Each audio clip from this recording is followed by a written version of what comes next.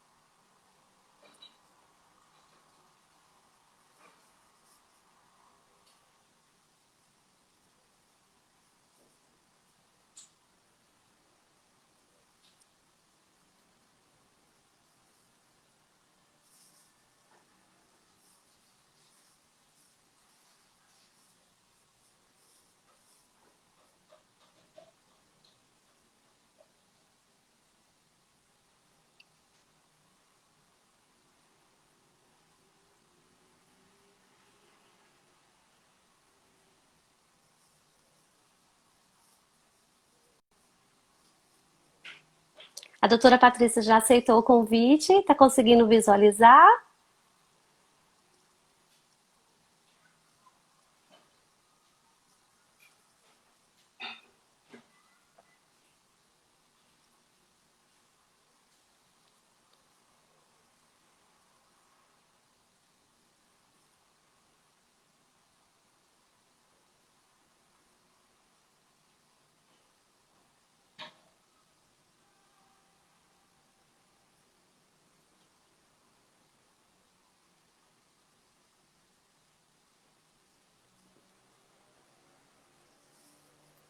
Vê se deu certo agora, doutora. Ah, Ah, agora falta sim. habilidade cognitiva aqui para isso, menina. Boa noite, doutora. Boa Tudo noite, bem? tudo bem? Tudo ótimo. É um prazer receber você na nossa live. Obrigada pelo convite. Tô morrendo de vergonha, tá? Sou meio jeca, mas a gente vai. Imagina. Estamos ao vivo agora. Vamos iniciar o nosso bate-papo. Tá bom. Eu vou começar me apresentando, tá? Para quem não me conhece, eu sou Sueli. Eu sou mãe do Lucas, que nasceu prematuro de 23 semanas, pesando 630 gramas, tá?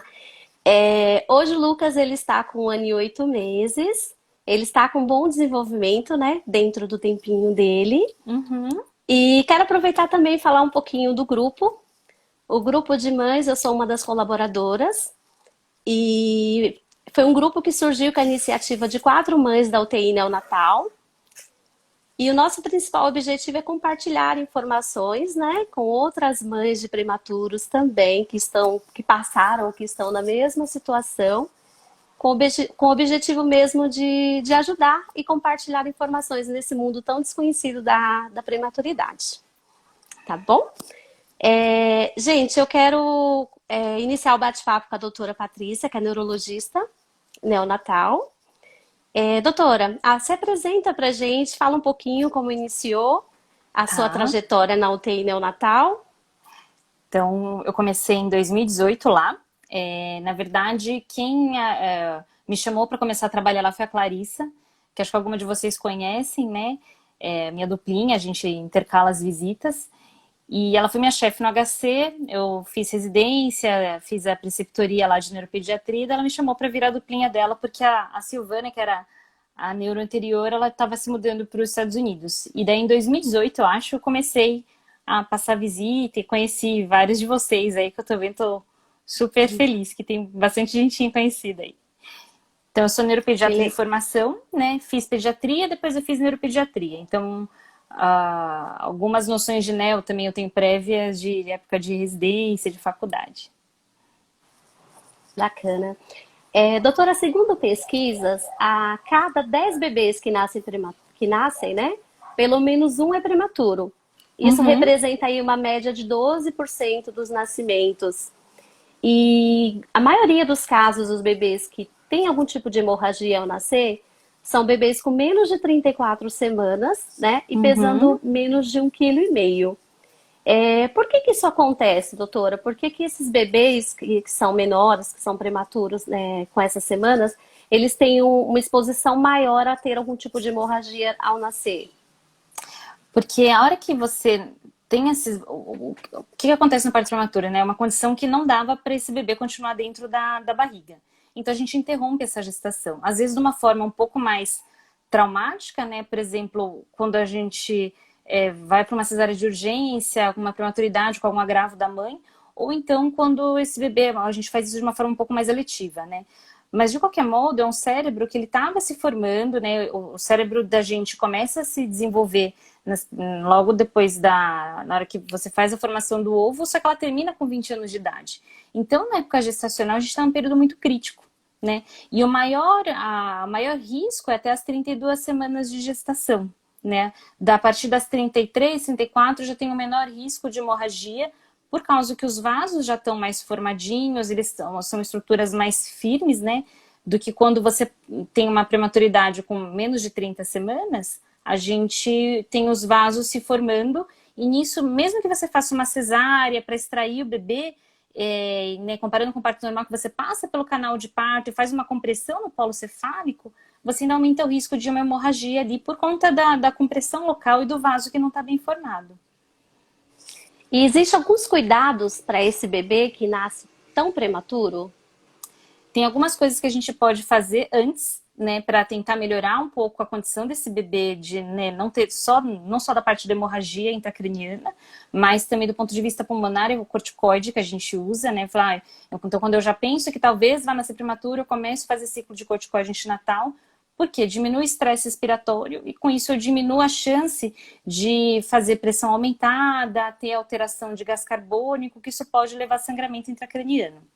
Outra coisa que a gente faz é usar também sulfato de magnésio, né? Para mães que têm eclâmpsia, ou então para mães que a gente já sabe que vão entrar no trabalho de parto, para tentar estabilizar um pouco mais a membrana desse vaso e evitar que tenha sangramento, né? Então são coisas que a gente pode fazer antes do bebê nascer. Claro que tem situações, acho que a sua Foi. O não, às Lucas, vezes não dá tempo, né, de a gente se preparar. não. Na verdade, eu cheguei a tomar as duas, né, medicações de Tá. corticoide, Uhum. mas entre o prazo de tomar o corticoide e o prazo do nascimento foram apenas 5 dias. Então, Então, não tinha mais o que fazer. a gente tenta, né, preparar o máximo possível, mas tem situações, por exemplo, algumas mães que chegam já, a bolsa rompe no trabalho de parto franco, a gente não tem como segurar mais o bebê ali, né? Então, se a gente conseguir fazer essas medidas iniciais, ótimo, se não, a gente vai começar nos cuidados pós-natais, né? Tentar melhorar a parte ventilatória, tentar evitar estresse de aumento de pressão, hipo e hiperglicemia, né, que são situações que podem levar a maior agravo neurológico ali nos primeiros momentos depois do parto, né. E quando o bebê nasce, doutora, como que é diagnosticado esse tipo de hemorragia? O bebê ele apresenta algum sintoma? Como que vocês detectam isso? Não, a maioria das vezes eles podem não ter nenhum sintoma, né? O nenê tá lá bonitinho, não tem muita alteração, e daí o que a gente acaba sempre fazendo, principalmente nas primeiras semanas de vida, é fazer um ultrassom seriado, porque o risco maior de hemorragia, de eu detectar, estão nas primeiras 24 horas e ao longo da primeira semana. Então, daí a gente acaba que nasce, faz um de triagem para ver como é que tá e vai fazendo uma sequencinha de ultrassons, né? Porque é o momento onde você tem essa mudança, né, do ambiente onde o bebê estava, né, que estava na barriga, para transição para o mundo externo, muda a parte circulatória, muda a parte ventilatória, e daí eu tenho um risco de ter sangramento nesse período. Claro, pode não aparecer no primeiro ultrassom, mas depois aparecer nos subsequentes? Pode, né? Então, alguns outros fatores que a gente vai ter que ficar de olho, do ponto de vista infeccioso, que daí você pode ter alteração de pressão, eu infecto, minha pressão pode cair, e aí com isso o sangue não vai tão bem para todas as regiões cerebrais, e eu tenho um risco maior de ter uma hemorragia aí, por exemplo, né? E do ponto de vista ventilatório, se tá difícil de ventilar o bebê, e a gente pode ter alterações, né, de retendo um pouco mais de gás carbônico, não conseguindo trocar tanto com oxigênio, a gente pode também levar um risco. Então, são situações, de repente, no primeiro dia não teve, mas essa primeira semana, quando os vasinhos são mais instáveis, a gente acaba fazendo ultrassons, ainda mais que é na época que o bebê fica mais instável mesmo, né? A gente está conhecendo aquela criança, a condição que ela veio, então é a fase, acho que talvez mais crítica aí, né, que a gente tem do acompanhamento. Eu lembro que quando o Lucas nasceu, pelo menos nos primeiros 15 dias, ele tinha aquele acompanhamento por elétrodos na cabecinha, né? Que era aquele Isso. monitoramento. E eu ficava de olho naquele aparelho para ver se eu conseguia entender aqueles gráficos. Aquele monitoramento que é feito é para ver se tem algum tipo de convulsão, se precisa fazer alguma interferência, como que é medido? Então, tem duas coisas que a gente faz, porque como o neném às vezes não tem nenhum sintoma, como é que a gente pode fazer de medida indireta, né? Os eletrodos, que a gente coloca 2 eletrodos na frente e atrás, do lado esquerdo e direito, que isso vai fazer é como se fosse um eletroencefalo mais simplificado. E daí, dependendo de como aparece a descarga, a onda, a gente consegue, né, pensar, é igual como se fosse um monitor eletrocardiográfico, né? Então eu tô vendo lá a parte cardíaca e falo, apareceu uma onda diferente, eu tenho que pensar numa arritmia. É a mesma coisa do coração que a gente vê no eletrodo da cabeça. E daí, para quem tem hemorragia grau 3 e 4, eu tenho maior risco de fazer crise convulsiva. Então daí a gente tem um parâmetro maior para conseguir olhar e falar assim, esse bebê de repente está fazendo crise sem manifestação clínica, então a gente não perde tempo para tratar isso, porque senão o cérebro também, né, fica demandando mais energia, né, oxigênio, glicose, eu preciso dar todo esse aporte para o bebê e evitar que ele fique, por exemplo, num estado de mal epilético, né, convulsionando durante um período mais prolongado, que isso pode também levar a faltar oxigênio, faltar nutriente e eu ter, de repente, um infarto, né, fazer um AVC ali também por conta disso, né. E outro monitoramento que a gente faz do Lucas, eu não lembro se ele tinha na época, como um adesivinho que fica assim na testa, que a gente chama NIRS, que é para monitorizar quanto de oxigênio que esse cérebro está usando. Então, parecido com aquele que a gente coloca no dedinho, eu acho que ele não tinha, na época a gente não tinha ainda lá. Igual o monitor que a gente coloca no dedinho, ou no pé, ou na mão, para a gente ver como é que está a saturação de oxigênio no sangue, e checar a parte pulmonar. Esse outro vai me mostrar quanto que eu estou dando de oxigênio, a diferença de quanto que eu dou e quanto que o cérebro extrai. Então, se extrai muito, fala, tá demandando muita energia ali, alguma coisa não tá boa. Ou quando tá sobrando oxigênio, né, fala assim, tô dando um tanto e não tá absorvendo, também é um cérebro que não tá muito legal, né? Então, são jeitos da gente monitorizar mais precoce que a gente tem hoje em dia e que tem uma correlação muito boa com a clínica, né? Então, são jeitos não invasivos de você conseguir sentir como é que esse bebê tá se comportando. E se tiver algum problema, assim, né? É necessária alguma interferência? Qual tipo de tratamento para reduzir essa quantidade de sangramento? Ou, de repente, se não absorver de forma natural, qual tipo de tratamento que pode ser usado? Ai, menina, aí é dureza, né? Porque a medicina avança, mas essas coisas a gente não conseguiu avançar muito. Quando você tem um sangramento, por algum motivo, dependendo do grau, né? Eu falei grau 3 e 4, tem o maior risco de você levar crise convulsiva, eu vou acabar tratando as comorbidades desse sangramento. Então, se levou uma crise convulsiva, eu vou tratar a crise, né? Eu não consigo, por exemplo, então eu vou dar alguma medicação para diminuir o sangramento, né? A gente espera que o cérebro e o seu próprio corpo vão reabsorvendo, né, esse sangue que tá ali, igual quando a gente bate e faz hematoma, demora um tempo ainda para aquele sangue que tá ali parado ser reabsorvido, né? A mesma coisa que a gente vai ver no cérebro. Então, os ultrassons são para a gente, né, olhar se você teve alguma piora. E o que é piora, né? Quando você tem um sangramento muito grande, o líquido que circula dentro do cérebro, o líquor, ele é produzido e absorvido e fica meio recirculando lá dentro.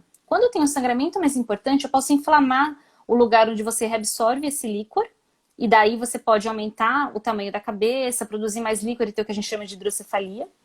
Então, o ultrassom a gente vai monitorizar isso. Ou então, por coisa mecânica, né? Eu tenho muito sangue, eu não consigo drenar esse líquor, e daí você tem uma hidrocefalia do mesmo modo. A gente só vai fazer algum procedimento no sentido de aliviar o tamanho dessa hidrocefalia. Eu não tenho como diminuir esse sangramento. Né? Tá, então vou lá aspirar, vou colocar alguma substância, né? A princípio, a gente não tem nada eficaz hoje em dia para... que também, comparando risco-benefício, que eu não tenho risco para a criança, e de repente é melhor a gente deixar tudo quietinho, esperar reabsorver, e daí a gente vê se vai precisar de alguma intervenção. Né? Da maioria dos bebês, a gente acaba que não precisa derivar, né? Fazer a cirurgia para... ele absorve e a gente não tem necessidade de colocar nenhum dispositivo extra. Então, é uma coisa que é tenso tanto para vocês como para a gente, porque apesar de a gente saber como que vai, né, pode evoluir de um jeito ou de outro, claro que a gente fica na torcida para nunca precisar. Né? Sim. E quais são os tipos de hemorragia, doutora? E qual a gravidade de cada um? Tá. Aí, fui dar uma lida hoje, por isso que eu te pedi o roteirinho, para saber o que eu ia dar uma atualizada também. Tem algumas coisas que eu fui dar uma lida e que desses prematurinhos que a gente vê, pode mesmo não tendo nenhuma alteração no ultrassom, a gente pode ter micro alterações e que pode levar a alterações motoras, cognitivas lá para frente. Então, claro, não ter nada visível, palpável no ultrassom é uma coisa muito boa, mas é uma criança que provavelmente vai precisar de segmento. Então, dos graus de hemorragia, né, a gente tem o grau 1, quando tem o cérebro, quando ele está se formando, tem um lugarzinho que fica perto dos ventrículos, que é onde tem o maior risco de sangramento lá nos primeiros dias de vida, e que as células vão migrando para os outros lugares do cérebro. Nesse lugarzinho que fica na beira do ventrículo, quando sangra ali, aí é uma hemorragia grau 1. Né? Normalmente ela é mais localizada, é o que a grande maioria dos bebês pode ter de alteração. Grau 2 é quando esse sangramento, ele sangra ali e sangra dentro do ventrículo com um aumento de um risco de uma hidrocefalia.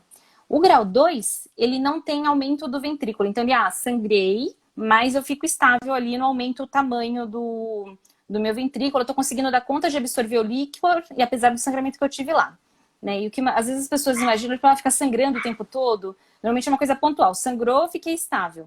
Né? Claro, se você tiver alguma grau, você pode ressangrar, mas a chance disso acontecer é menor. No grau 3, a gente tem a dilatação desses ventrículos, provavelmente porque o sangue não está deixando o líquor ser absorvido.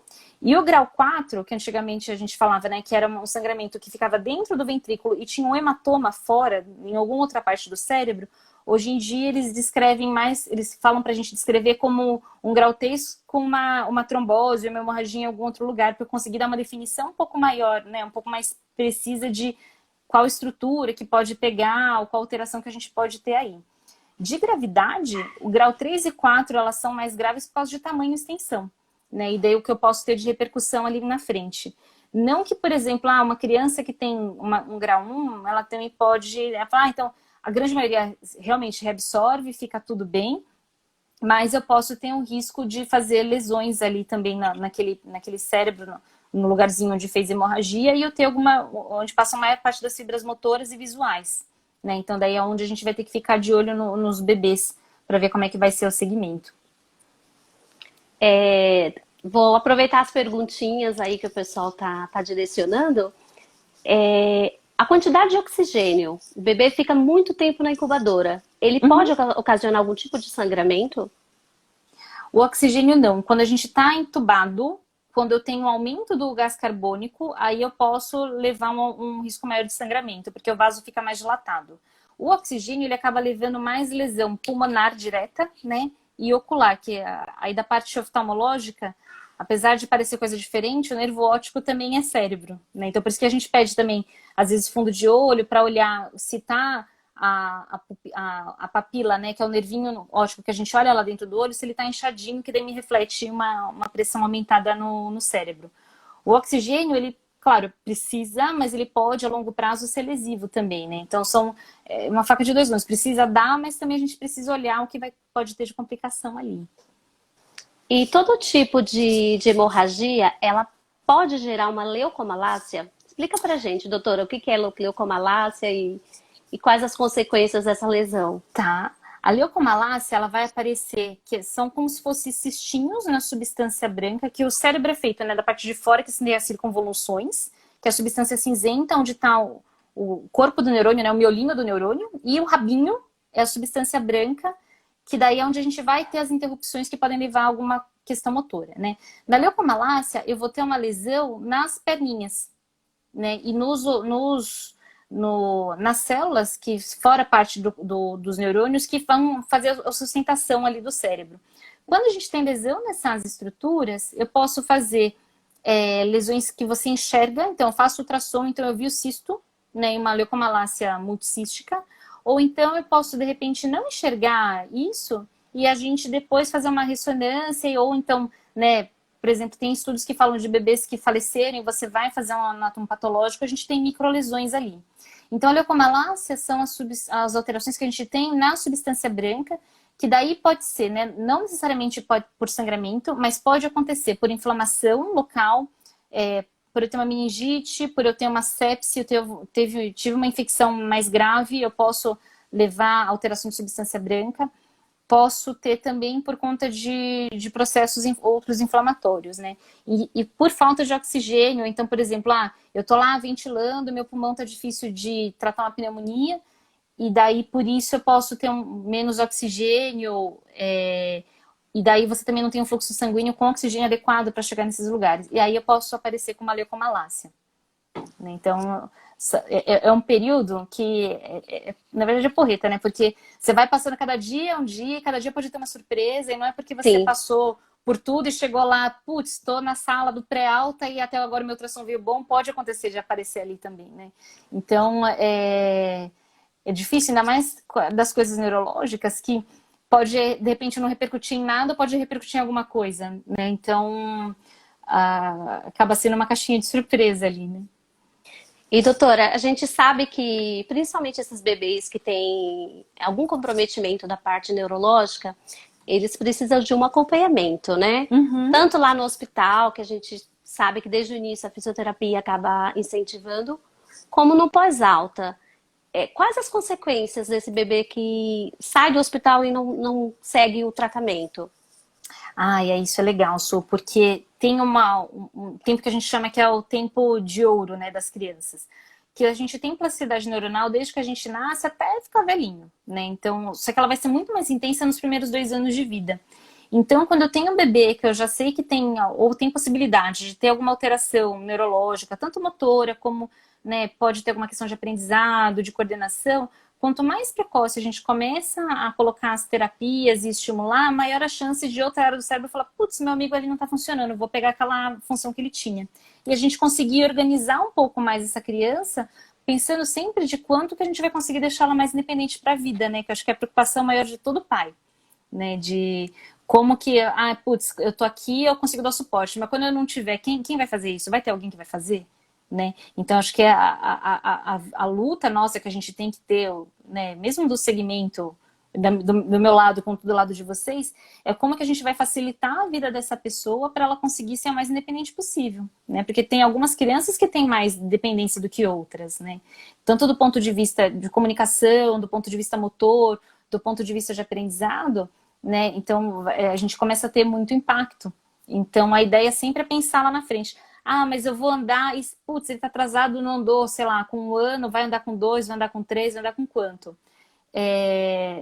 Acho que daí a ideia é, independente de quanto é, como que eu vou fazer para andando ou não, eu ter uma facilidade de eu conseguir exercer minha cidadania, né? De conseguir ir lá, conseguir, né, fazer um trabalho, conseguir me virar em casa sozinho, fazer minha comida. Eu acho que tem algumas coisas mais pontuais que a gente precisa olhar, e não é só tipo o andar por andar, né? Eu acho que é a questão de como que eu vou me inserir na sociedade aí, né? É exatamente isso, doutora. Quando o Lucas, né, ele já teve o diagnóstico que o Lucas teve as duas consideradas mais Uhum. graves, que é grau 3 e grau 4. Então, quando teve a reabsorção da hemorragia, a gente pensa só no andar, né? Meu filho vai andar, meu filho vai ter os movimentos. Mas com o Uhum. longo tempo da UTI, né, a gente vai aprendendo o quê? essa hemorragia que o bebê teve, ele pode ter várias consequências, né? O bebê Uhum, ele pode não conseguir tomar uma água, tomar um leite. Eu lembro que quando uhum. o Lucas ele começou a tomar 5 ml de leite, você comemorou comigo. Ah, que legal, o Lucas já está comemorando. Por quê? Porque tem alguns bebês, né, doutora, que acabam indo para casa com sonda, Sim. porque a gente sabe que tem um pouquinho mais de dificuldade. Mas passou essa fase, ele mamou.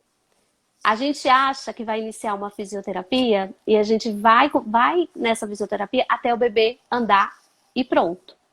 E não é Uhum. bem assim, né, doutora? Não, O não. bebê ele precisa, porque isso pode comprometer outras áreas, né? A fala, o andar. Uhum. Então, esse atraso, né, por conta dessas consequências da hemorragia, ela pode ter outras consequências lá na frente se a gente não cuidar. Uhum. É Então tem isso, né? a questão motora que é o mais palpável, né, Su? É o que a gente consegue enxergar das crianças ali naquele momento. Mas eu acho que tem também coisas que ficam um pouco menos palpáveis, que tipo assim, vai aprender a ler? Vai aprender a escrever? Como que vai ser, né? Então e aí mais pra frente a gente vai começar a olhar, tipo, putz, claro que um bebê de 1 ano, né, da parte de aprendizado, você vai conseguindo testar algumas coisas, mimita, né, atende pelo nome, sabe que quando eu aponto algum lugar, ele olha na direção do que eu estou apontando, né? Tem essa atenção compartilhada, mas a questão escolar, por exemplo, de aprendizado, vou ter alguma dificuldade, vou ter um déficit de atenção, que é uma das coisas que pode acontecer, né? A gente vai talvez testar um pouquinho mais para frente. E do ponto de vista de cognitivo, né, algumas coisas que a físio vai trabalhando, o terapeuta ocupacional vai trabalhando, a gente já vai conseguindo inserir ali nessa rotina, né? É, E e começar a esse, tentar trabalhar isso, essas dificuldades que eles possam ter, né? e esse é um tema, doutora, que assim acaba assustando muito, né? Sim. Tô aproveitando vendo algumas perguntinhas aí dos pais, né? Questionando mesmo, tipo de hemorragias, leucomalácia, acontece mais com bebês? Quanto menos prematuro, o risco é maior? Sim, né? Quanto mais prematuro, o risco é maior, mas também não é que se eu tive um prematuro velho, eu tive um prematuro de 34, posso ter também? Putz, pode, né? Então não é porque assim, uma coisa é o risco, você lê no livro, outra coisa é quando é seu filho. Quando é seu filho é 100%, acabou, né? Não tem, mas a chance era baixa, era alta, o importante é o que aconteceu, né? E daí, a partir daí, a gente vai ter que lidar com uma realidade que daí eu acho que tem algumas. É doído, né? Porque afinal, nunca. Quando a gente tem um filho, eu não sou mãe, eu sou tentante, tá? Eu tô na fase do tentar. Eu acho que quando a gente engravida, assim, você imagina quem vai ser, como é que vai ser, o que vai fazer, né? E a partir do momento que a gente tem algum diagnóstico meu, quando eu entro na vida de vocês, normalmente não vai, porque alguma coisa vai sair fora do script, né? Então, até a gente, né, sempre vai ter uma quebra de expectativa de quem é seu filho, quem você imaginou e quem ele é. Mas a hora que eu entro, às vezes acaba dando uma puxada um pouco para baixo, sabe? E daí é frustrante, né? De qualquer modo, você vê o que pode acontecer, mas ao mesmo tempo, igual o Lucas que teve hemorragia grau 4 aí, né? Quando eu estava na residência e já tive outras oportunidades de ver crianças que tiveram hemorragia grau 4 e estão bem da parte motora, né? Tem alguma dificuldade de aprendizado, pode acontecer também. Então, não dá pra gente falar, putz, eu tive hemorragia, vai ser ruim, ou vai ser necessariamente grave. Neurologia, apesar de ser medicina não é uma ciência muito exata, né? Neurologia a gente também não é muito, não. Então, o que eu sempre falo para todo mundo é tipo, putz, vamos ter esperança, então, e usar essa questão que a gente não sabe como vai ser a nosso favor, né? Falar assim, eu tenho o benefício da dúvida para dar o máximo que eu posso, a criança vai dar o máximo que ela pode, a gente chegar onde ela conseguir lá na frente, né? Não, com certeza. E a preocupação, né, doutora, de várias mães. Por exemplo, o bebê ele não apresentou nenhum quadro de hemorragia, nenhum tipo de sangramento, né? Uhum. Durante o período de UTI. Mesmo assim, ele precisa fazer alguma avaliação neurológica.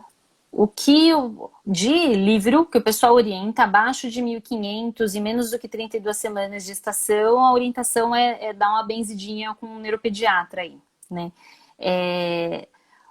O que acontece às vezes é que do ponto de vista de dinâmica, né, foi prematuro, vira e mexe, o prematuro também vem junto com o gemelar, então são dois, começa a ficar meio animado o negócio na rotina. Ter um bom pediatra ajuda bastante nesse sentido, né? Que vai conseguir dar uma triada no desenvolvimento e daí, dependendo se for o caso, aí orientar para o neuro.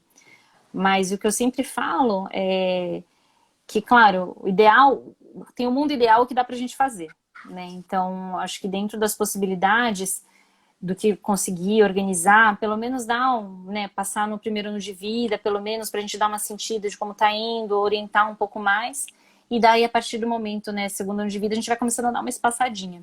Mas é interessante porque o neurologista consegue às vezes enxergar coisas que são mais, parece firulinha, mas que às vezes faz diferença numa intervenção precoce, né? Então, eu tô puxando a sardinha pro meu lado, mas eu acho que é importante para esses pequenos, Sim, que com faz certeza. diferença. Com certeza. Após a alta do Lucas, doutora, ele fez o exame, né, de transfontanela. Uhum. Esse exame, ele... De quanto em quanto tempo o bebê ele precisa repetir esse exame? Ou fez, tá tudo certo, já reabsorveu, não precisa fazer mais? Então, tem algumas questões nesse sentido, né? Que às vezes falam assim, precisa ficar repetindo? Eu falei, depende. Dificilmente a gente, como eu já tenho uma lesão, eu tive uma lesão que pode ter sido reabsorvida, e o cérebro é como se fosse uma pasta de dente que está boiando no líquido. Então, por exemplo, eu tenho leucomalácia, eu tenho hemorragia, pode aparecer um cisto e isso de repente colabar depois, né? Eu não enxergo mais no ultrassom. Não é porque eu não enxergo mais que eu não tenho repercussão, né? Então, claro, a gente vai fazer ultrassom para acompanhar, por exemplo, ver se tem algum índice de hidrocefalia, como que isso está caminhando, né? Mas as estruturas que estão lá, né, o que ficou de como se fosse uma cicatriz, eu não espero que mude. Então, também não acho que é o tipo de coisa que precisa ficar estressado. Por exemplo, na pandemia agora eu bolei um monte de ultrassom da galera aí. Que eu falei, não vai mudar muita coisa, vai ficar passeando para pegar Covid e não precisa, fica em casa, né? Com certeza. Existe algum período que os pais podem ficar mais tranquilo? Por exemplo, o bebê ele alcançou alguns marcos de desenvolvimento. O bebê está Uhum. andando, o bebê já, né, já está falando. Em algum momento a gente pode Ai, relaxar, ficar menina, então, tranquilo? não sei nem se quando não é prematuro esse caso, depois que casa e tem filho, vocês continuam tranquilos, não fica tranquilo, né? Não. Eu acho, eu acho que tem algumas questões de, por exemplo, do ponto de vista motor, a gente vai conseguir enxergar mais, né, até, sei lá, os 2 primeiros anos de vida, começou a correr, tá com a coordenação motora boa, você fica mais tranquilo. Aí começa a fase de alfabetização, aí você vai ficar meio tipo, vai conseguir alfabetizar, vai ter dificuldade, vai ter um TDAH, né? Aí depois, por exemplo, vai entrando na fase pré-escolar e escolar, eu continuo tendo risco, né, para, por exemplo, transtorno ansioso, para depressão. Então, acaba que a gente vai seguindo, né? Não necessariamente vai ter tudo isso, mas são crianças que a gente tem que ter um olhar um pouco mais atento nesse sentido, né? Então, sempre eu falo para vocês, vai, né? Passou o primeiro ano de vida, tá andando, correndo, desenvolvimento tá tudo bem, acho que dá para ter uma brecha, porque afinal eu fico pesando na vida de vocês, não fala, pô, tem que ir no neuro, é uma deprê total, né? Imagina. Não, menina, tem mãe que fala pra mim que chora quando vai me ver. E aí eu entendo, né, que é alguém que vai falar pra vocês se tá indo tudo bem ou não tá, mas também se você acha que tá tudo bem, o pediatra tá falando que tá tudo bem, eu não acho que eu tenho que ficar lá firulando, caçando pelo em ovo, né? Vai muito das famílias, de como que a criança tá. Eu acho que não precisa ser xiita de ficar lá assim, tem que passar no neuro todo ano, mas eu costumo dar orientações de o que a gente tem que ficar de olho, sinais de alarme, né? O canal sempre fica aberto para trocar figurinha. E eu acho que tem algum momento que fique tranquilo, acho que é isso que eu te falei. Acho que independente de ter sido prematuro, ter tido hemorragia, né, pai e mãe necessariamente continua sendo preocupado, né? Meus pais têm Sim. 70, ficam preocupados comigo, mas você tá se cuidando? Né? Então acho que são situações que não mudam muito, independente se você tá mais velho, fez faculdade, tá trabalhando, casou, teve filho, né? Então é uma preocupação que vai estar ali sempre, junto com todas as outras que ficam ali do lado, né? E a questão da fisioterapia, doutora, tem um prazo, vamos supor, o bebê ele seguiu os marcos do desenvolvimento, o bebê ele está Uhum. andando normal. Tem um prazo para acessar essas sessões? Ou Normalmente a físio trabalha, né, aparelhagem grande. Então, tipo, movimentação de braços, sustento de cabeça, andar, engatinhar. Andou, vai de alta. Talvez sobre algumas questões, por exemplo, de coordenação motora fina. Então, como que eu vou pegar o objeto, como que eu vou escrever, como que eu vou o caminhar, o balanço, a questão de conseguir se organizar no espaço, né? por exemplo, a criança ser mais, aspas, né, estabanadinha. Então, daí acaba entrando, de repente, a terapia ocupacional, se for uma questão. Se não for uma questão, aí vai de alta e vai ser feliz. E quem define isso, normalmente, é o terapeuta, né? Fala assim, ó, da minha parte aqui tá tudo jóia, pode ir embora, ficar tranquilo na vida aí. Eu sei que ao longo do tempo, os especialistas do Lucas só aumentaram. Aonde entra, doutora, o fisiatra nessa história? Explica pra gente um Fisiatra, pouquinho a função do fisiatra. Fisiatra, eu acho que é um cara muito legal, porque era uma especialidade meio nova quando eu entrei na faculdade. Então, eu entrei em 2003, aí começavam a falar, estava começando a ter residência. É um médico especialista em reabilitação. Então, é um profissional que, para quem, né, tem alguma questão motora, eu acho que só ficar com o neurologista não é suficiente. Eu acho, sempre indico e acho válido passar também. Porque são visões diferentes que você vai ter, né? Vai ter a parte de reabilitação, o que, que a gente vai conseguir associar e somar para facilitar o movimento.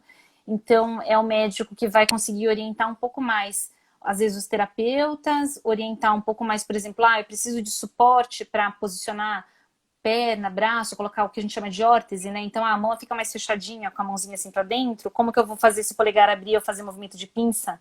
Para facilitar, porque isso é super importante, né? A gente fala assim, não faz tanta diferença. Não, pô, imagina você com a mão aqui tendo que pegar alguma coisa, né? O Então, quanto Lucas. mais você mais facilitar esse movimento, putz, é super importante para a independência, né?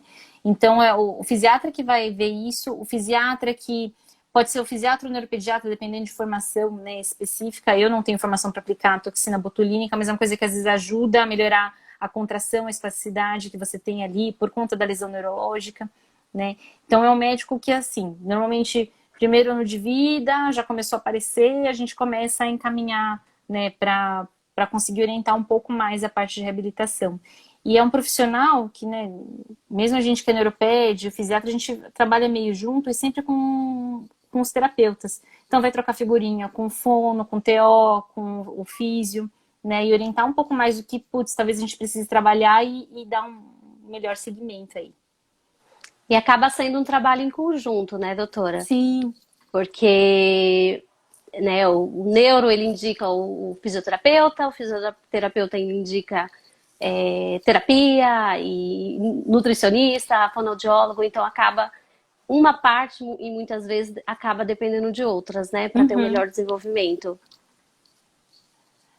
A gente acaba Doutor, fica enchendo a agenda um pouquinho, né, Su? e você acha, doutora, que é saudável essa aplicação de toxina botulínica? No caso do Lucas, por exemplo, houve até orientação da própria terapia, né? Tá. Que talvez na mãozinha dele esquerda haja necessidade de uma aplicação de uma pequena quantidade. Isso pode ter algum efeito colateral para o bebê? Então, normalmente a gente costuma indicar a partir dos 2 anos de vida, né? Que daí você já tentou trabalhar com físio, órtese, você tem uma musculatura mais desenvolvida. Porque também quando a gente pensa em aplicar toxina, eu calculo por peso.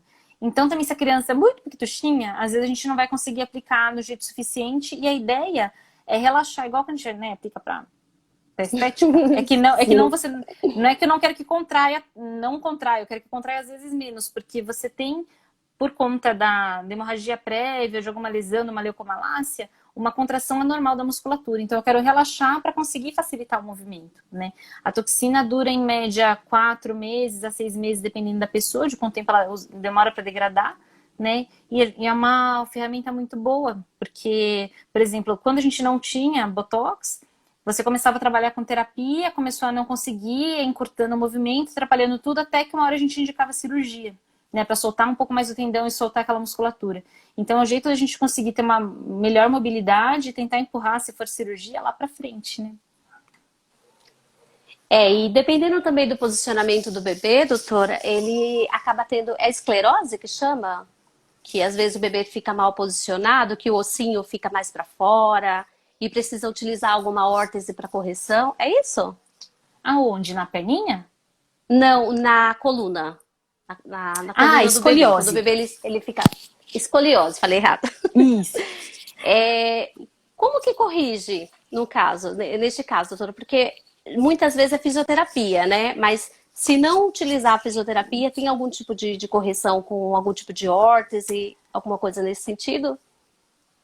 Tem algum. Quando a gente fala, né, em criança que teve lesão neurológica, ou tem um comprometimento motor, o nome técnico disso é paralisia cerebral, né? Apesar de o seu nome, que às vezes choca-se, porque né, no imaginário vem uma criança que está na cadeira, que tem super dificuldade, não se comunica, mas você pode ter, por exemplo, uma lesão, né, sei lá, uma hemorragia grau 2, grau 1, que daí ficou só com uma dificuldade motora na mão, por exemplo, né? Então, a paralisia cerebral é isso. E nos quadros, às vezes, de paralisia, né, mas quando a gente tem hemorragia grau 3 e 4, o que você tem?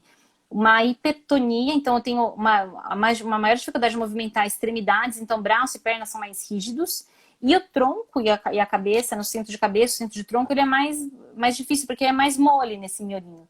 E daí é onde a gente tem o risco de escoliose, né? Que daí eu tenho que fazer físio para fortalecer a musculatura, para contrair aquela coluna e conseguir manter ela ereta. Só que por conta da hipotonia, se a criança, né, tem mais comprometimento, ela vai ficando mais, fora ficar, né, você vê de ladinho, fica mais um Czinho, e aí depois de um tempo, como ela vai meio desmoronando, pode ficar parecendo um S, que isso é escoliose. Então, para Escoliose. escoliose, quando a gente está num quadro mais leve, você pode usar colete para posicionamento, né, enquanto a criança cresce. E, por exemplo, não conseguiu trabalhar porque a criança é muito molinha, uma das coisas que pode acontecer de complicação é você fazer. A coluna vai desviando, então um pulmão fica comprimido, o outro pulmão fica superventilado. Esse pulmão que pode ficar comprimido tem maior risco de fazer pneumonia, né? De ter uma dificuldade ventilatória. Então, quando eles atingem um certo tamanho e peso, e dependendo do grau da escoliose, a gente vai indicar cirurgia, que é para você conseguir fixar a coluna e retificar e não comprimir nenhum dos pulmões, né? E também outra, quando a gente acaba indicando cirurgia, porque você já está tão rodado que isso dói. Então, para melhorar a qualidade de vida, é super importante a gente, né, ter uma indicação adequada. Não adianta fazer precoce também, porque vai crescer, né? Então, daí você vai ter desconforto por conta do crescimento. Então, a gente segura até entrar na adolescência e daí, se for o caso, a gente opera depois. Mas a ideia é sempre dar conforto. Mas aí primeiro usaria o colete, né? Pra Isso, tentar fortaleceria a corrigir com. musculatura. Isso. Ah, bacana.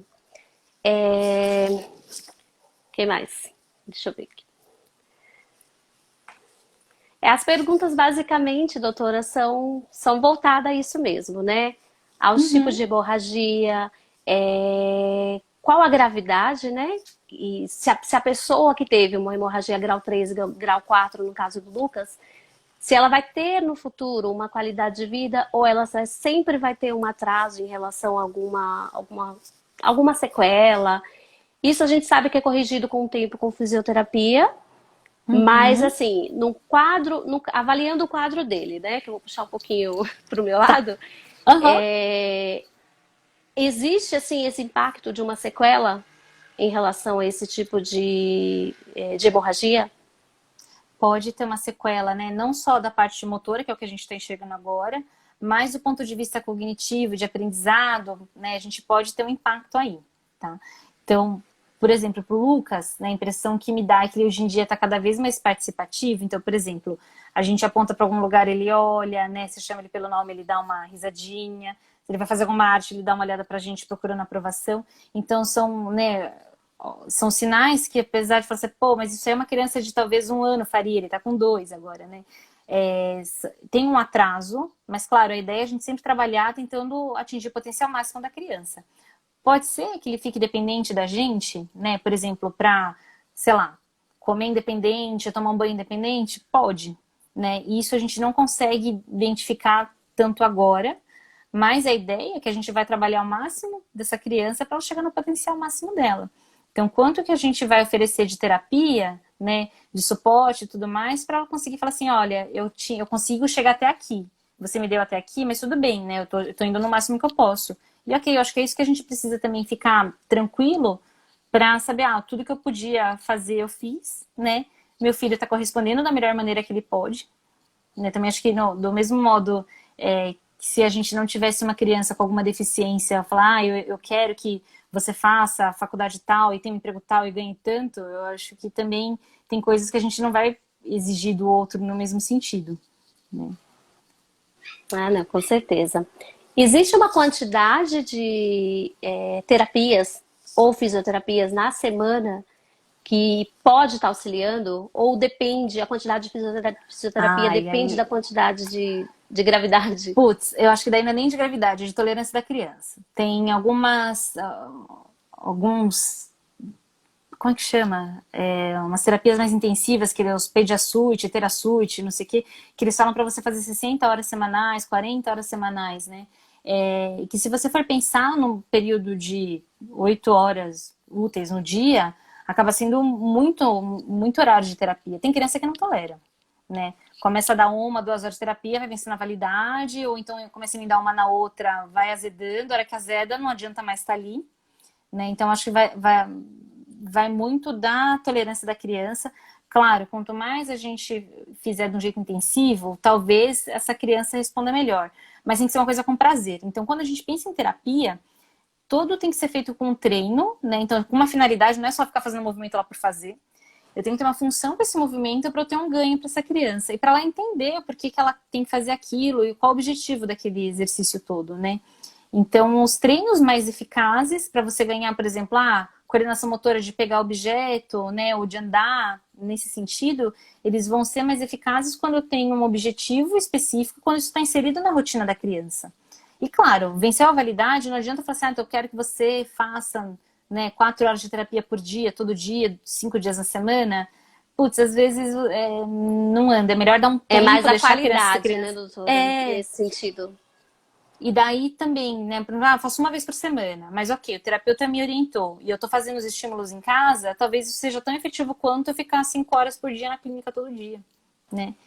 Então, você inserir, né, um alongamento, um treino de pegar objeto, um treino de marcha e colocando isso na rotina da criança.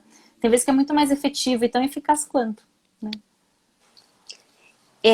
Os bebês que já estão começando a andar, né? Tem bebê que começa a andar e a gente percebe que eles ficam um pouquinho mais de pontinha de pé. Uhum. Nesse sentido, quem que vai recomendar a botinha, né, para ele usar para fazer aquela correção de andar melhor? Aí pode ser ou neuropediatra ou fisiatra, né, para prescrição mesmo, mas normalmente quem vai dar o toque maior aí é o físio, que vai estar trabalhando a criança. Porque tem vezes que, por exemplo, ela fica na ponta do pé, mas quando tá animado, tá empolgado com alguma coisa, e puf, levanta.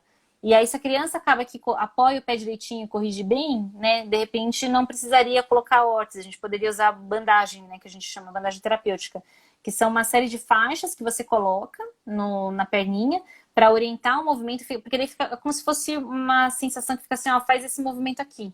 E daí, às vezes, a criança vai, né, com o treino, melhorando a postura, e isso relaxa. Ou pode ser que, às vezes, a gente precise entrar com medicação para relaxar um pouco mais essa musculatura, né, que é o baclofeno, ou então, dependendo, né, até não ter idade para usar o Botox, de repente a gente começa a colocar medicações que facilitam um pouquinho essa postura, né, de apoiar o pezinho direitinho. Essa medicação baclofeno, o Lucas ele usa, né, desde a pós-alta. Uhum. Ele tem algum efeito colateral, doutora? Ou até Tem. quando? Explica pra gente um Tem. pouquinho Efeito sobre. colateral pode dar sonolência, né? Então, às vezes a criança toma e fica meio chumbadinha e também não é, então é um super remédio que vai ajudar para fazer terapia. Se fica sonolento, toma um remédio, fica sonolento, talvez não seja o melhor horário para a gente dar, né? Pode prender o intestino, né? Então, são coisas que a gente sempre tem que ficar de olho. Putz, aumentou a dose, ou colocou, tá com o intestino preso, vale a pena a gente colocar alguma, né, melhorar a dieta, tentar colocar mais água, se for o caso, colocar algum laxativo para ajudar a fazer cocô, que, né, começa a atrapalhar muito a qualidade de vida. Pode reter xixi também, porque do mesmo jeito que ele relaxa a musculatura da perninha, pode relaxar também a musculatura do intestino ou da bexiga, eu não consigo fazer a contração ali, né? Então, são coisas que a gente tem que ficar de olho. E daí, de Além tempo do. de uso, isso depende. Tem criança que às vezes precisa de ficar com um cheirinho lá, né, pro resto da vida. Porque, por exemplo, usou o Botox e foi uma coisa muito localizada, às vezes eu consigo deixar só o Botox e tirar o baclofeno, né? Se é uma coisa muito generalizada e que eu não consigo aplicar em tudo quanto é canto, aí talvez eu precise manter um tanto de medicação ali para dar um suporte. E o Botox ele tem uma durabilidade, né, de 5 a 6 meses. Como que Uhum. ele vai surtir esse efeito no bebê? Né? Por exemplo, usou hoje, como que o bebê ele vai ter recuperar aquele movimento ou deixar enfim, durante esse período. Quando a gente aplica, demora mais ou menos uns 15 dias para começar a fazer algum efeito, que daí eu injeto na musculatura, né? Não vou injetar no meio do gordinho, eu vou injetar mais para a periferia, perto de onde está a placa motora, para onde vai mandar a contração ali para o músculo. E depois de um mês, mais ou menos, eu tenho o efeito que a gente espera, né? Normalmente, quando a gente aplica, ninguém vai dar uma dose, então eu vou dar uma dose boa para relaxar demais, porque relaxar demais também não é legal, né? Eu perco o movimento. Então, por exemplo, se eu tinha um movimento que eu queria relaxar um pouco a pontinha do pé para andar, andava andando muito na ponta do pé, eu dei demais, esse movimento de levantar para subir escada não vai acontecer, né? Então, a gente prefere começar com dose pequenininha e tateando a cada aplicação, do que dar uma dose boa e depois falar, errei, né?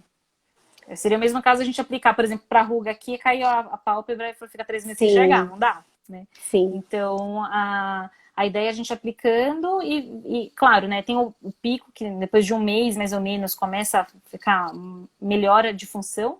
E aí a gente tem que aproveitar esse período para, já que o músculo está mais relaxado, né, eu fazer um alongamento bom, usar órtese para alongar esse músculo, né? E a gente não fazer o que a gente chama de retração, que daí o músculo vai ficando cada vez mais contraidinho, né, o tendão vai ficando mais encolhido e daí fica com uma postura fixa ali na pontinha do pé, né? Para isso que a gente quer usar. A toxina, quando ela é usada para efeitos de oftalmo, o bebê ele precisa ser entubado. Para fazer essa aplicação, né, no músculo, tem alguma precaução nesse sentido? Depende. Tem lugares que... E dependendo do que você quer aplicar, né? Quando a gente tem só espasticidade, uma contração fixa, né? Que é o que acontece na maioria dos prematurinhos que tem paralisia cerebral, aí você talvez não precise de sedação, a dor de você, por exemplo, fazer um anestésico tópico, injetar alguma coisa, injetar toxina, vale mais a pena, de repente, uma picada e injeta toxina. Quando a gente tem distonia, que é, por exemplo, eu tenho um movimento, eu vou fazer aqui o movimento da minha mão, eu tenho que fechar. E daí, na hora que eu tenho que fazer essa coordenação, quem tem, por exemplo, nenê que teve lesão mais velho, depois de termo, né, até os 5 anos de vida, eu posso ter uma distonia. A hora que eu vou fazer a contração, eu fico com a mão com o movimento anormal. Daí, esse não é interessante estar sedado, porque senão eu não sei qual o movimento que eu preciso inibir. Então, daí a gente acaba, né, tentando usar a toxina na criança acordada para conseguir entender um pouco melhor o movimento, ou então estudar bem, fazer, de repente, uma sedação leve, né, e daí aplicar a toxina. Doutora, a gente está chegando ao fim da nossa live. Eu quero agradecer por você ter participado, tá? Quero agradecer também durante todo o período da UTI que você vem acompanhando o Lucas, né? Imagina. Foi uma das melhores notícias, assim, de esperança, né? Quando o Lucas começou a reabsorver as hemorragias e você, assim, é uma das, né, que a gente tem bastante carinho e respeito, tá? E quero aproveitar também para mandar um beijo pro pessoal da UTI, que cuidou do Lucas durante todo esse período, tá? A gente sabe que esse assunto, né, de hemorragias vai longe, porque é um tema que assusta muito, né, os pais, porque quando a gente fica durante aquele período da UTI neo, a gente passou por aquela experiência, passou por aquele trauma, a gente quer sair do hospital, quer ir para casa, quer cuidar do nosso filho e acha, né, de certa forma, que a partir daquele momento vida normal. E não é bem assim. Depois que a gente sai da UTI, a luta continua e são vários exames e são vários diagnósticos e a gente, né, com orientação de vocês, né, neurologista, fisioterapia, terapia, todos os especialistas, né, que vêm nos auxiliando com o passar do tempo, no sentimento mesmo é gratidão. Então eu quero aproveitar e agradecer por ter participado dessa live. Obrigada. E demonstrar um pouquinho, né, do carinho que a gente tem por você. Eu tô vendo que tá todo mundo aí colocando também, né, que a maioria, acredito que, pelo menos do hospital que o Lucas foi internado, a maioria dos prematuros também foram seus pacientes, tá? E quero mandar um beijo também para todo mundo aí que está nos assistindo. Tá bom, gente? Um beijo para vocês e até a próxima live.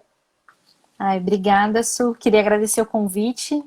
Morrendo de vergonha aqui, acho que deu certo, né, no final. Mas eu também tô. Fica tranquila. E sei lá, É, acho que né, o período neonatal é doído por tudo, né? Pelo parto ser prematuro, por período que a gente não sabe quando que vai sair de lá. Então eu sempre tento deixar um pouquinho a mais leve. Acho que, claro, tem todas as questões neurológicas que sempre são graves, mas, putz, sim. acho que não tem por que a gente não ter esperança e não conseguir dar um outro olhar ali, sabe? Não, com certeza. Um beijo para vocês. Boa noite, gente. E até a próxima live. Obrigada, gente. Obrigada, Até doutora. mais. Um Obrigada pelo convite. beijo. Eu Até que mais. agradeço. Nós que agradecemos. Tchau. Tchau, tchau.